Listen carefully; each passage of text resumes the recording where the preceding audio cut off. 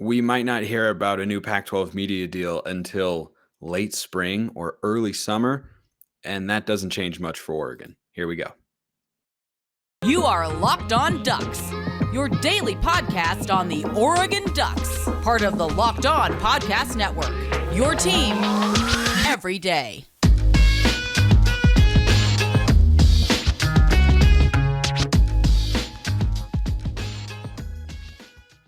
Yes, it is that time once again for Locked On Ducks. I'm your host, Spencer McLaughlin. Thank you so much for making this your first listen or your first view of the day. Part of the Locked On Podcast Network, your number one source to stay up to date with the Ducks, which is why if you haven't already, please like, comment, subscribe, or leave a 5-star review, maybe a comment over on Apple Podcasts if you'd be so kind. Some of you have done that. Appreciate all of you. If you've already done so, thank you so much. Today's episode is brought to you by FanDuel Sportsbook, official sportsbook of Locked On. Make every moment more. Visit FanDuel.com/Locked On today to get started. So this nonstop, never-ending, ongoing, continuous cycle and speculation, and just it's a chaotic. It's the Wild West out there. It seems anybody can say anything.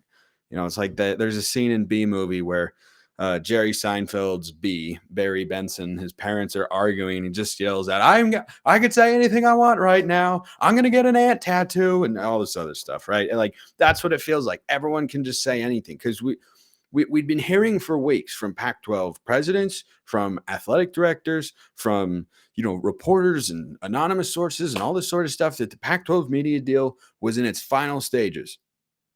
And now it appears that it's not. And we could be waiting till early spring or late spring or early summer before the deal comes down. And I don't think this changes anything for Oregon. I really don't. Now, the one thought that I did have is, okay, maybe that would give the Big Ten time to go hire a new commissioner, which they still haven't done. Oregon now has a new university president, but as I understand it, it's the interim president who will be voting to ratify the new media rights deal or vote to not to, right, and sign Oregon's grant of rights for the athletics broadcasts, which is something the Pac-12 is obviously going to see from Oregon, Washington, and the other 8 schools and any expansion schools they end up adding. But because, and I'm sorry I forgot her name, the interim president has been there as a part of these meetings for so long, she's the one who's going to have the vote, and the incoming president is not.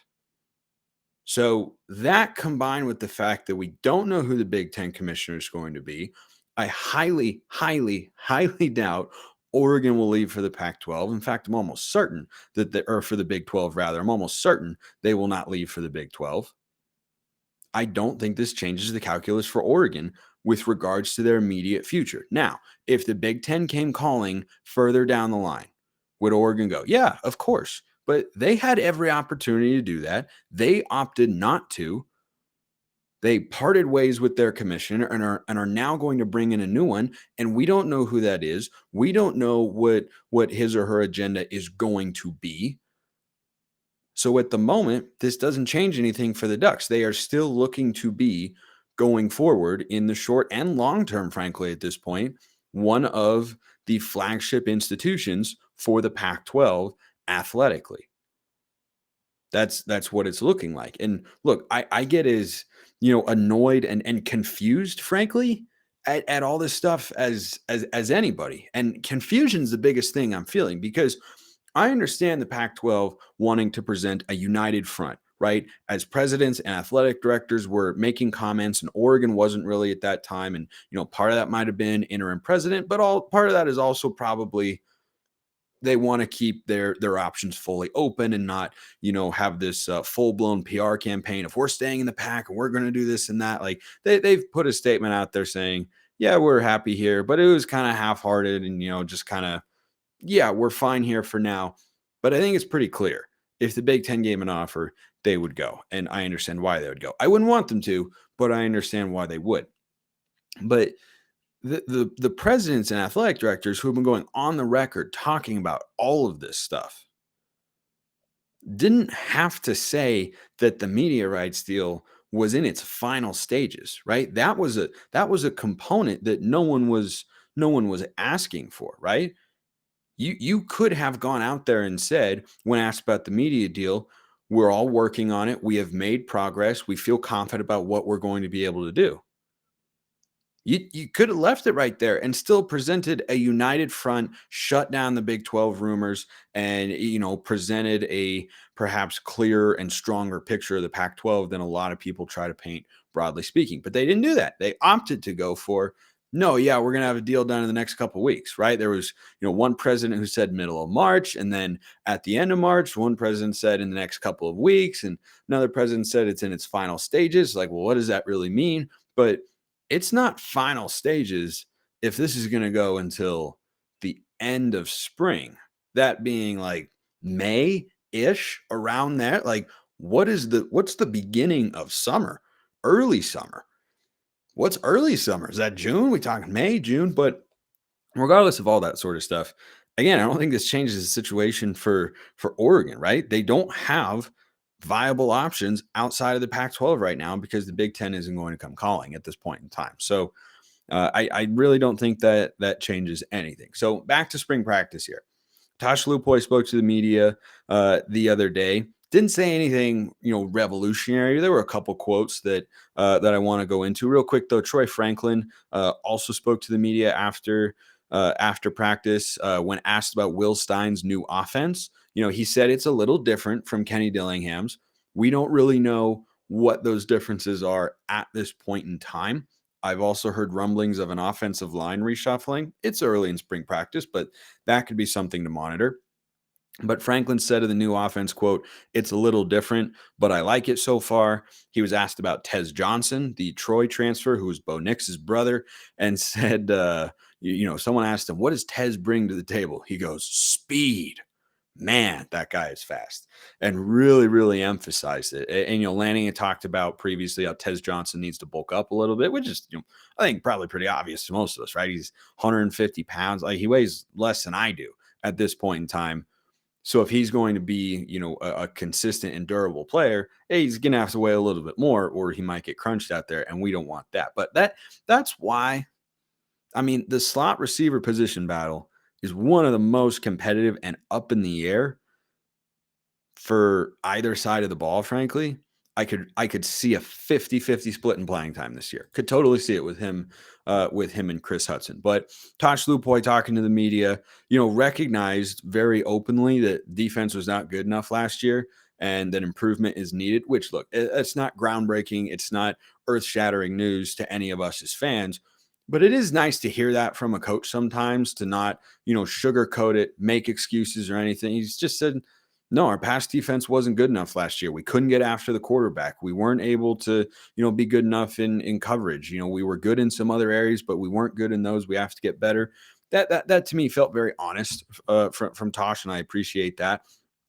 He also made a couple other kind of hints about what they didn't have last year. One of those hints was not to go to FanDuel, but that's more than a hint I'm going to give you right now, because the NBA playoffs are here, almost here, and it's the perfect time to download FanDuel, America's #1 sportsbook. You can also bet the Masters on there, golf betting, wildly electric, and there's a million things you can bet. And new customers get a no-sweat first bet up to $1,000. That's bonus bets back if your first bet doesn't win. Just download the FanDuel Sportsbook app. It's safe, secure, and super easy to use. Don't miss your chance to get that no-sweat first bet. You can also combine your bets for a chance at a bigger payout with a same-game parlay. Up to $1,000, that no sweat first bet when you go to FanDuel.com/lockedon. That's FanDuel.com/lockedon to learn more. Make every moment more with FanDuel, an official sports betting partner of the NBA. All right, so the couple of the things that Tosh Lupoi said in, his 8 minutes or so, and talking to reporters after practice, was he put it very politely and professionally, which is always what you want a coach to do when dealing with student athletes and young guys who are 18, 19, 20 years old, or 21 or 22, or you got COVID years now. Some guys are 27 or something like that. But regardless, I thought he, in a very sugar-coated-ish kind way, basically said that he and the defensive staff came in last year, felt like they didn't have enough players to be really impactful on defense, did the best they can, developed them as much as they could. But basically, my takeaway, you can go listen to the quote. It's on YouTube for yourself. But I heard him talking about, what they had when they arrived in January of last year, 2022. And basically he made it seem like he was, making it work with what he had, but didn't feel like it was enough, which then turned into a question about Jordan Birch, who he said is a guy who's got versatility, that he can be big and physical up front. And he's the sort of guy that you need to have defensively. And Lanning has said something similar as well, in order to be effective as a unit. And I think that that's, an encouraging sign. And the early returns in spring practice are good on Jordan Birch. We'll continue to, see if that is a continuing trend throughout spring practice, but Oregon certainly needs him to be on that side of the ball. He also mentioned, like Dan Lanning, not surprised they've got a unified front here on, a number of areas, but Tysheem Johnson mentioned his versatility. Tysheem Johnson was actually recruited. He's a very physical guy, makes a lot of plays around the line of scrimmage, but he was actually recruited as a cornerback. And Lanning said he's a guy you can move around, not exclusively a nickel. Tosh said the same. I think he plays his best based on what he showed in a couple of years at Ole Miss, right? Tackling machine. A lot of that stuff came around the line of scrimmage. Not saying he's never going to play deep in coverage, but it seems like that's where he does his best work as a player. But have we seen as many snaps as Ole Miss fans? No. I should actually reach out to our Locked On Ole Miss guy about that and try to get more. So I'll get back to you on that a little bit more. But anyway, those are just the updates. Nothing too dramatic. The offensive line thing, they might be trying guys at different positions. I've heard one way or another, read this thing here and there about, he's playing here, he's playing there. You never know who's injured. You never know who's, available and, able to run with the ones as they'd like them to. So I wouldn't read too much into it yet, but that could also be, a developing story. Question here, and I apologize. I forgot to write down who this question came from, but you know who you are out there. Oh, I think it was Blazer Duck. That's always a fair assumption. And it was. Hey, Spencer, Oregon has been the trend-setting team in college football for the past 15 plus years. Up-tempo offense, uniform designs and combinations, facilities, and recruit photo shoots, to name a few. What do you think might be the new trend-setting revolution from Oregon, either on or off the field? By the way, as always, if you ever want in the mailbag like Blazer Duck, Twitter at Smalls_55 or at Locked On Ducks, mentions and DMs wide open. You can also hop in the YouTube comments and drop one in there as well. This is a difficult question to answer. It reminds me a little bit of Hollywood. So Hollywood, when movies first started coming out and being a really big thing and mass media was taking the country by storm, right? Star Wars in the 70s and 80s, and then big movies in the 90s, and then you had more theaters, more access, and more people could watch. Eventually, you reached the saturation point where it got really hard to come up with new, great content because it was just this massive blitz, right, nationwide to make as many good movies as possible. And movies were so popular, and there was so much money involved there that they made a bunch of them. That I feel like I've noticed over the last several years that the average quality of, a big Hollywood movie, and actually as I record this, I saw Air earlier tonight, and Air is fantastic. It is, it's excellent. Matt Damon rocks as usual. He's one of my favorite actors. Chris Tucker's hilarious. Ben Affleck as our guy, Uncle Phil, is really good. Jason Bateman's good. Like, great cast. Great cast. And just a really well-made movie. I enjoyed it. But there aren't as many movies, to me, it feels like, that I enjoy at that level that I need to go see in the theaters as there used to be. Because it just became so saturated so quickly that you put out a bunch of your good and best ideas. And then as time went on, it's like, okay, what's next? And that's why you see a lot of nostalgia plays. That's why you see a lot of, reboots or remakes, right? They're doing another Indiana Jones movie. Why?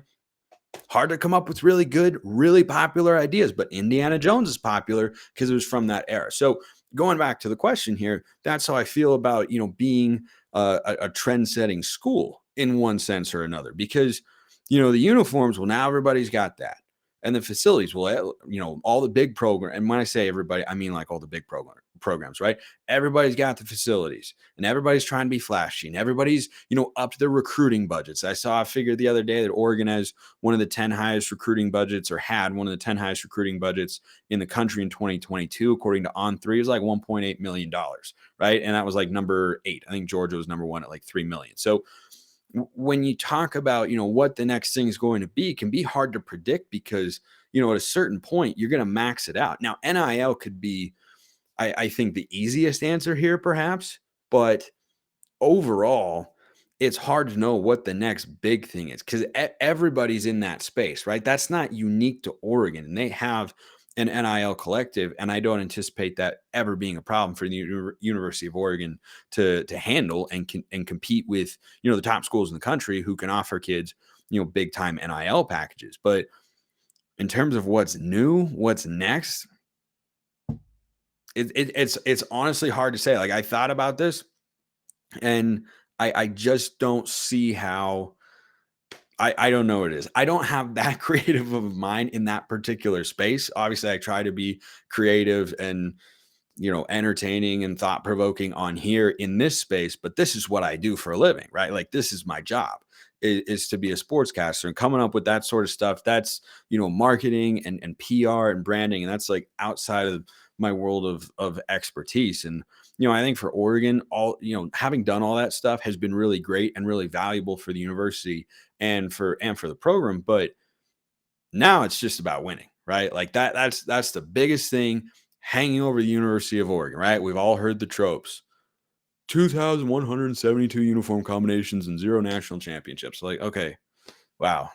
Good job, guys. You're really, really scraping the bottom of the barrel there for ideas and thinking long and hard about it. But I think that's where they are. I think that's what, the next big thing for Oregon is to get over that hump, find that team that gets it done, do it for Uncle Phil, who Ben Affleck was a dead ringer for in the movie, by the way. When you look at the young pictures of Uncle Phil, it's pretty cool. But, that's Hollywood, right?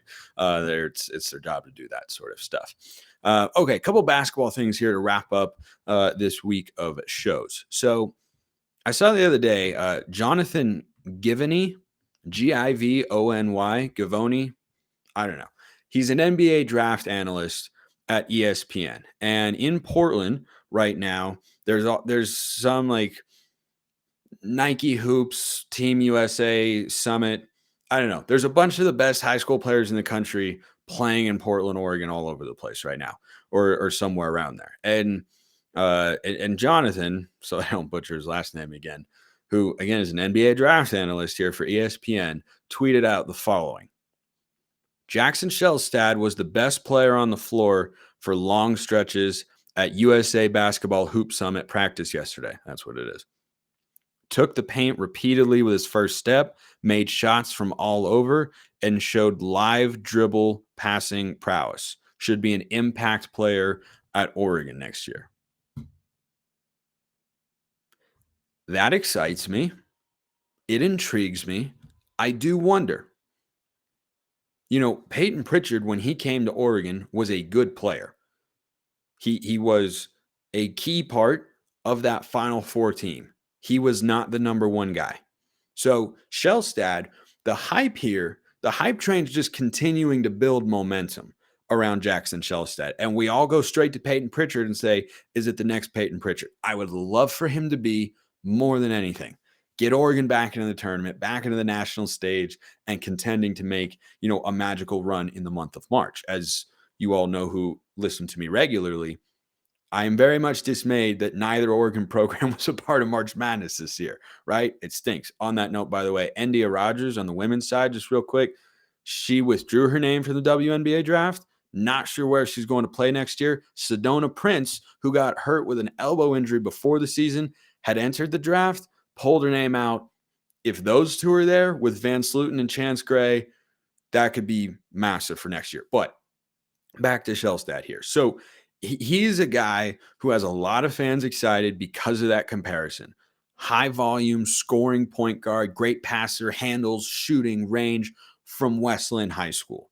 And the last guy we had to do that, of course, was Peyton Pritchard. It worked out very, very well. The most interesting part of this particular take from Jonathan, who probably scouts hoops a little bit better than I do. I am definitely an amateur on that particular front. I've watched the game my whole life, but I think he knows it a little bit better. The line took the paint repeatedly with his first step. To me, when I look at the player that Oregon is replacing from the starting lineup this year in Will Richardson and what he was not able to do down the stretch that he did do at one point in time in his career, but just the confidence wasn't there. I don't know if the injury was a problem or what, but one thing that I noticed, and a lot of you fans noticed as well, and I think you're perfectly fair to do so, was that Richardson was not able to get by guys, create one-on-one opportunities as often.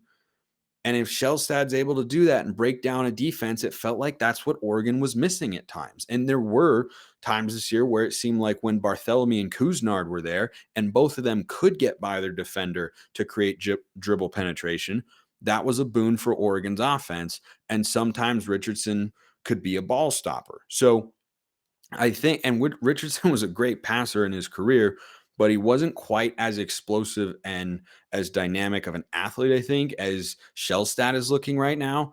And if he brings that dimension in addition to the shooting potential he has to Oregon's offense, then he could be an impact player in 1 year. But I want to go back to Pritchard for a sec, because Pritchard is one of the best Oregon basketball players of the last 10 to 15 years. He carried a team to the Sweet 16, might have done it again had COVID not happened, and was just really, really good in general and was an absolute baller. As a true freshman on that Final Four team, he was a role player. His role was shoot threes when you're open, facilitate every now and then, and rarely drive. And then by the time he was a senior, he was doing everything: mid-range, float game, passing, shooting. He expanded his range even further. He could finish prolifically with both hands inside. So what I wonder about Shelstad, Jonathan is saying that he should be an impact player at Oregon next year. I would love for that to be the case. He and Pritchard had similar 24/7 composite ratings coming out of high school. But if Shelstad is someone who's got an even higher ceiling there, that could be pretty massive. Because if you're 3-guard rotation, right, and they've got Jadrian Tracy, the JUCO transfer, who's probably, going to come off the bench in some role. But if you have a primary 3-guard rotation, if Shelstad is as good as they're seeming to say he is, and then you have Kuznard starting at the 2 and Bartholomew as a combo guard off the bench, that is a lineup of guards that can take you a ways in March. I 100%. If Shelstad is that number one guy, if he's that guy, that is what I want. Now, one of the guys I don't know whether or not he'll be playing with, because none of us know, is Quincy Guerrier. It looks right now like Guerrier is going to return. And look, I'm honestly indifferent on Guerrier. I'd be fine if he came back. If he left, I'd say we could add a transfer who could replicate or even increase the production we got from him, or you could find someone who plays a different role, shuffle things around and that sort of thing. But if he does decide to come back, I'd be totally on board with that too. Because you know what I saw from Quincy Guerrier all season long that I really liked? No matter the game, no matter the situation, I always saw passion from Quincy Guerrier. And what have we said about this Oregon basketball team for the last couple of years? They go through stretches where the offense is sluggish and they feel flat and they feel like they're playing down to their competition. I never felt like Quincy was one of the problems there. It seemed like every time I watched him, he was hustling. He was working hard. He's, hitting shots as well as he can. He's got a pretty good 3-point stroke. The rest of his offensive game needs to develop a little bit. He could certainly be a candidate to, be a graduate transfer somewhere else, or he could go play pro overseas, all that sort of stuff. But if he comes back, he's started a lot of games. But then when Dana Altman had to change things up, Guerrier is a guy who went to the bench. I got to tell you, I loved him off the bench. I thought that kind of lit a fire under him a little bit.